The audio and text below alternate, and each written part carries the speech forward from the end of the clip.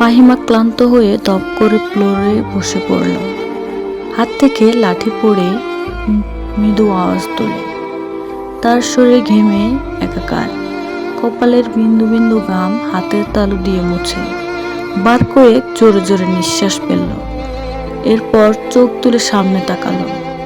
রিমান্ডে কোনো পুরুষই টিকতে পারে না, সেখানে একটি মেয়ে আজ 4 দিন ধরে রিমান্ডে। তার সামনে চেয়ারে বাঁধা অবস্থায় ঝিমুচ্ছে। 4 দিনে একবারও মুখ দিয়ে টু শব্দটি করল না। শারীরিক মানসিক কত নির্যাতন করা হয়েছে, তবু ব্যথায় আর্তনাদ অবধি করেনি। মনে হচ্ছে একটা পাথরকে পেটানো হচ্ছে, যে পাথরের রক্ত ঝরে কিন্তু জবান খুলে না। তখন সেখানে আগমন ঘটে ইন্সপেক্টর তুষারের। তুষারকে দেখে পাহিমা কাতর স্বরে বলল, সম্ভব না, আর কিছুতেই কথা বলছে না। তুষার অভিজ্ঞ চোখে মেয়েটিকে 2 সেকেন্ড দেখল, এরপর গম্ভীর কণ্ঠে বলল, আপনি যান। পাহিমা এলোমেলো পা পেলে চলে যায়। তুষার একটা চেয়ার নিয়ে মেয়েটির সামনে বসলো। বেশ কিছুক্ষণ চুপ থেকে বলল, আপনার সাথে আজ আমার প্রথম দেখা। মেয়েটি কিছু বলল না, তাকালো না। তুষার মেয়েটির দিকে সূক্ষ্ম দৃষ্টি মেলে তাকালো, বলল, মা বাবাকে মনে পড়ে? মেয়েটি চোখ তুলে তাকালো, গোলাটে চোখ, কাটা ঠোঁট থেকে রক্ত ঝরছে, চোখের চারপাশ গাঢ় কালো, চোখ দুটি লাল। মুখের এমন রং রিমান্ডে আসা সব আসামির হয়।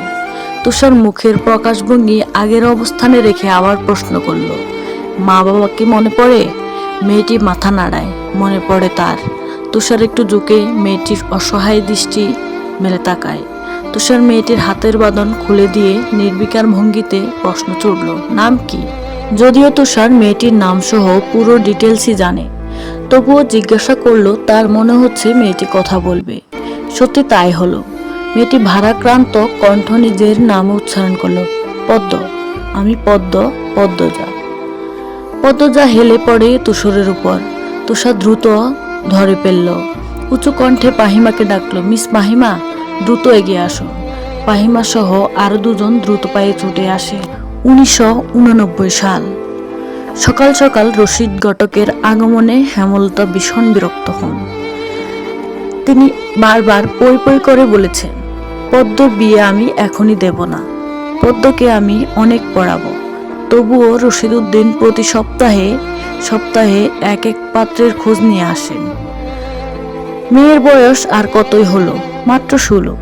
শামসুল আলমের মেয়ের বিয়ে হয়েছে 24 বছরে। পদ্মর বিয়ে তখনই হবে, পদ্মর পছন্দ মতো। হেমলতা রশিদকে দেখে না দেখার ভান ধরলেন। রশিদ একদলা থুতু ফেলল উঠানে। এরপর হেমলতার উদ্দেশ্যে বলল, বুঝছো পদ্মর মা, এইবার যে পাত্র আনছি এক্কারে খাঁটি হীরা। হেমলতা বিরক্ত ভাব কণ্ঠে জবাব দিলেন, আমি আমার মেয়ের জন্য পাত্র চাইনি, তবু বারবার কেন নিয়ে আসেন আপনি? যুবতী মাইয়া, ঘরে রাহন ভালা না। মেয়েটা তো আমার, আমাকেই বুঝতে দেন না। হেমলতার কণ্ঠে বিরক্তি ঝরে পড়ছে। রশিদ অনেক চেষ্টা করেও সুবিধা করতে পারলেন না। ব্যর্থ থমথমে মুখ নিয়ে সড়কে পা রাখেন। প্রতিদিনই কোনো না কোনো পাত্রপক্ষ এসে হাতে টাকা গুঁজে দিয়ে বলবে, মুর্শিদের বড় ছেড়িটারে চাই। রশিদ নিজে নিজে বিট করে আড়ান, গ্রামে কি আর ছেড়ি নাই? একটা ছেড়িরেই কেন সবার চোখে পড়তে হইব? চাইলে কি সব পাওয়া যায়? পূর্ণা স্কুলে জামা পরে পদ্মজাকে ডাকলো, আপা, এ আপা, স্কুলে যাবি না আপারে? পদ্মজা পিট করে চোখ খুলে কোনো মতে তা বলল না। পরপরে চোখ বুজে তলিয়ে গেল ঘুমে। পূর্ণা নিরাশ হয়ে মায়ের রুমে আসে, আম্মা, আপা কি স্কুলে যাব না? হেমলতা বিছানা চাটা রেখে পূর্ণার দিকে কড়া চোখে তাকান। রাগী স্বরে বললেন, যাইব কি, যাবে বলবি। পূর্ণা মাথা নত করে ফেলল। হেমলতার কড়া আদেশ, মেয়েদের পড়াশোনা করাচ্ছি অশুদ্ধ ভাষায় কথা বলার জন্য নয়, শুদ্ধ ভাষায় কথা বলতে হবে। পূর্ণাকে মাথা নত করতে দেখে হেমলতা তৃপ্তি পান। তার মেয়েগুলো মান্যতা চেনে খুবই অনুগত। তিনি বিছানা ঝাড়তে ঝাড়তে বললেন, পদ্মর শরীর ভালো না, সারা রাত পেটের ব্যথা কাটছে, থাকুক, ঘুমাক। পূর্ণার কিশোরী মন বুঝে যায় পদ্মজা কিসের ব্যথায় কাঁদছিল। সে রাতে নানা বাড়ি ছিল বলে জানতো না, ভোরে চলে এসেছে। নানা বাড়ি হেঁটে যেতে 5 মিনিট লাগে। পূর্ণাকে চুপচাপ দাঁড়িয়ে থাকতে দেখে হেমলতা বললেন, তুই যা, মাথা নিচু করে যাবি, মাথা নিচু করে আসবি। আচ্ছা আম্মা। পূর্ণা রুমে এসে আয়নার সামনে দাঁড়ালো, নিজেকে খুঁটিয়ে খুঁটিয়ে দেখলো। এরপর গত মাসে মেলা থেকে আনা লাল লিপস্টিক গাঢ় করে ঠোঁটে মাখলো। 14 বছরের পূর্ণার ইদানিং খুব সাজতে ইচ্ছা করে। টিনের দেয়ালের ঘড়ির কাঁটায় সকাল 10টা বাজলো মাত্র, এখনো পদ্মজা উঠল না। হেমলতা মেয়েদের রুমে ঢুকেন। পদ্মজা দুহাত ভাঁজ করে ঘুমাচ্ছে। জানলার পর্দা ভেদ করে আসা আলতো পেল রোদ্দুরের স্পর্শে পদ্মজার মসৃণ পাতলা ঠোঁট, ফর্সা ত্বক চিকচিক করছে। হেমলতা বিসমিল্লা বলে 3বার ফু দেন মেয়ের শরীরে। গুরুজনরা বলে মায়ের নজর লাগে বেশি, নজর কাটাতে বিসমিল্লা বলে ফু দিতে হয়। হেমলতার মায়া লাগছে ঘুম ভাঙাতে, তবুও আদুরে গলায় বললেন, পদ্ম, এ পদ্ম। পদ্মজা চোখ খুলে মাকে দেখে দ্রুত উঠে বসে। যেদিন ঘুম থেকে উঠতে দেরি হয় সেদিন হেমলতা ডেকে তুলেন। পদ্মজা অপরাধী কণ্ঠে বলল, বেশি দেরি হয়ে গেছে আম্মা। সমস্যা নেই, মুখ ধুয়ে খেতে আয়। পদ্মজা দ্রুত কলপাড়ে গিয়ে ব্রাশ করে মুখ ধুতো করলো। হেমলতা শিক্ষকের মেয়ে, তাই তার মধ্যে নিয়ম নীতির প্রভাব বেশি। মেয়েদের শক্তপোক্ত নিয়মে রেখে বড় করেছেন। পদ্মজা রান্নাঘরে ঢুকে দেখলো প্লেটে খাবার সাজানো। সে মৃদু হেসে প্লেট নিয়ে টেবিলে গিয়ে বসলো। তখন হেমলতা আসেন। পদ্ম দ্রুত ওড়না মাথায় দিয়ে ডাকে।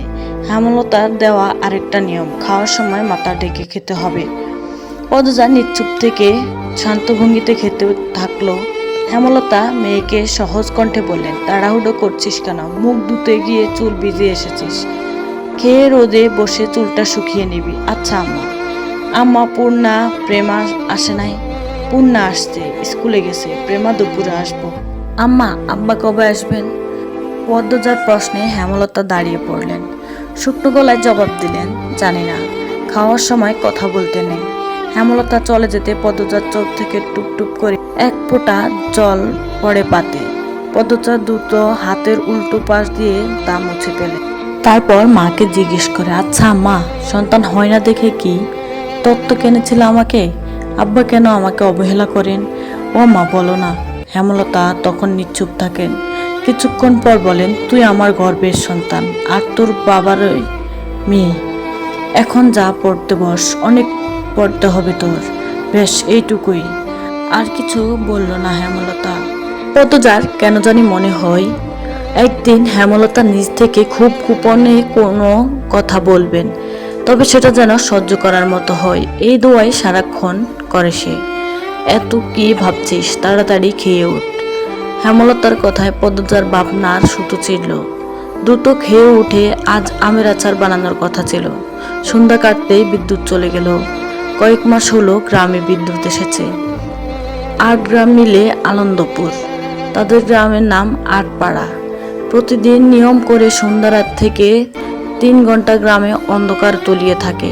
আর সারাদিন তো বিদ্যুতের নামগন্ধই থাকে না। বিদ্যুৎ দিয়ে লাভটা কি হলো? পদ্মজা, পূর্ণা, প্রেমা 3 বোন একসাথে পড়তে বসছিল। বাড়ি অন্ধকার হতেই 9 বছরের প্রেমা খামছে ধরে পদ্মজার ওড়না। পদ্মজা মৃদু স্বরে ডাকলো, আম্মা, আম্মা, আয়, টর্চ নিয়ে যা। হেমলতার আহ্বানে পদ্মজা উঠে দাঁড়ালো। প্রেমা অন্ধকার খুব ভয় পায়। পদ্মজার ওড়না ছেড়ে পূর্ণার হাত চেপে ধরে। টর্চ নিয়ে রুমে ঢোকার মুহূর্তে পদ্মজা গেট খোলার আওয়াজ পেল। উকি দিয়ে হানিফকে দেখে সে দ্রুত রুমে ঢুকে পড়ল। হানিফ পদ্মজার সৎ মামা। বুবু, বাড়ি আন্দার কেন? হানিফের কণ্ঠ। হানিফ, আসছিস? হেমলতা রুম থেকে বেরিয়ে বলেন, হাতে হারিকেন। হানিফ সব কয়েকটি দাঁত বের করে হাসলো, বলল, হ আমি। আয়, ভেতরে আয়। হানিফ বারান্দা পেরিয়ে বড় ঘরে ঢুকে বলল, তোমার ছেলেগুলান কই? দে আছে, রুমে পড়ছে।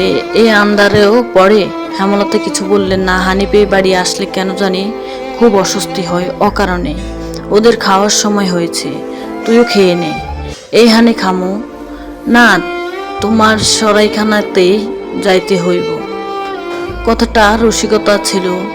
গ্রামে থেকেও হেমলতা খাওয়ার জন্য আলাদা রুম নির্বাচন করেছেন।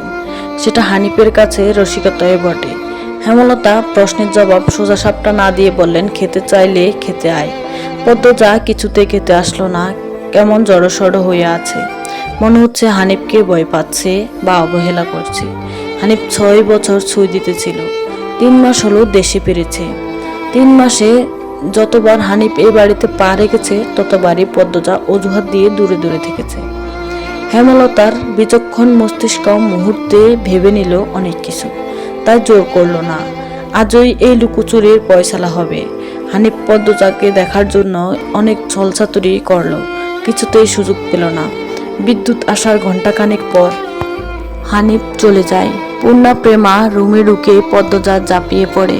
রুদ্ধশ্বাস কণ্ঠে বলল, কতবার না করেছি লোকটার পাশে বেশিক্ষণ না থাকতে, তোরা কেন শুনিস না আমার কথা? পূর্ণ প্রেমা বিস্ময়ে হতবিবল। পদ্মজা কখনো তাদের এমন নিষেধ করেনি, তাহলে এখন কেন এমন বলছে? হেমলতা রুমে ঢুকতেই পদ্মজা চুপসে গেল। পদ্ম, আমার রুমে আয়। মায়ের এমন কঠিন কণ্ঠ শুনে পদ্মজার কলিজা শুকিয়ে আসে। হেমলতা নিজের ঘরে চলে যান। হেমলতা মেয়ের দিকে তীক্ষ্ণ দৃষ্টিতে তাকিয়ে আছে। পদ্মজা নতজানু হয়ে কাঁপছে। সুন্দরীরা ভীতু আর বোকা হয় তার দৃষ্টান্ত প্রমাণ পদ্মজা। হেমলতার খুব মায়া হয় পদ্মজার সাথে উঁচু কণ্ঠে কথা বলতে। পদ্মজা রূপসী বলেই হয়তো গোপনে আবেগ লুকিয়ে রাখে তিনি বজ্র কণ্ঠে প্রশ্ন করলেন, কি লুকোচ্ছিস? হানিফের সামনে কেন যেতে চাস না? সে কি করছে? পদ্মজা পোপাতে থাকে। হেমলতা সেকেন্ড কয়েক সময় নিয়ে নিজেকে সামলান, কণ্ঠ নরম করে বললেন, হানিফ দড়িবাজ লোক, সৎভাই বলে বলছি না। আমি জানি তার ব্যাপারে যে কোনো কথা আমার বিশ্বাস হবে। তুই বল, কি লুকোচ্ছিস? মায়ের আদুরে কণ্ঠস্বর শুনে পদ্মজা আচমকা বাঁধ ভাঙা নদীর মতো হু হু করে কেঁদে উঠল।